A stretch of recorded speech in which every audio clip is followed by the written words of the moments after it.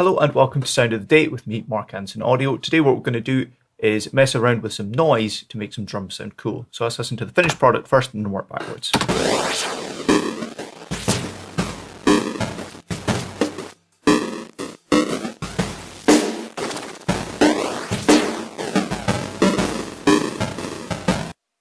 Okay, so basically what we have here is two tracks, one of which is a duplicate of the other, but one with a noise plugin in it. So the original drum beat is this.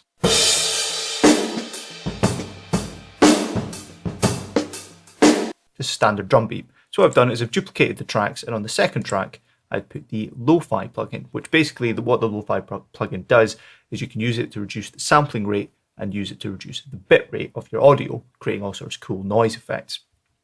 So what I've done here, as you can see by this line here, is I've automated the sample rate. So you can see our sample rate moving about. Okay, so what I want to do is get a kind of old school 8-bit kind of feel to the whole thing.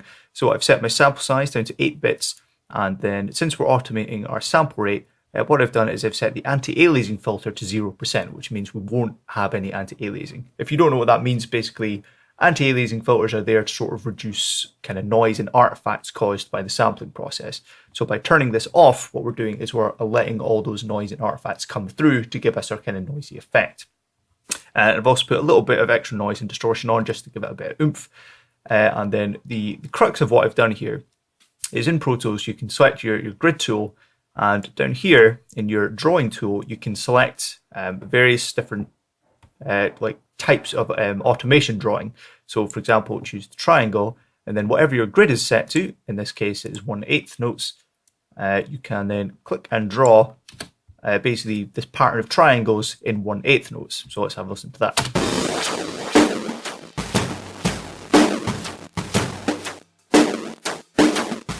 Let's try something else. 30-second notes.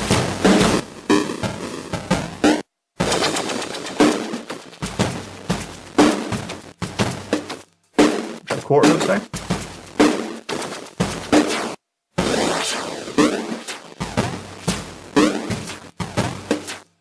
Let's go for whole bars.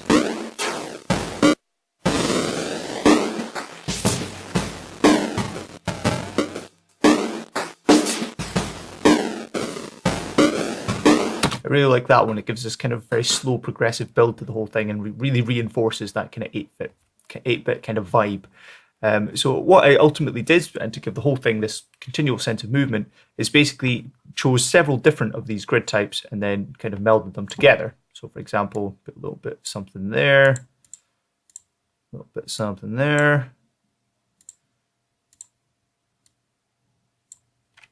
and then you get this kind of constant movement. Let's listen to that.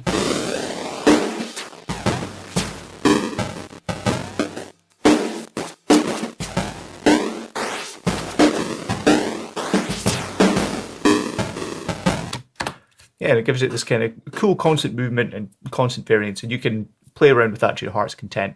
And you can also experiment with different drawing tool shapes as well to see what other strange effects you could come up with. For example, let's take some kind of square notes.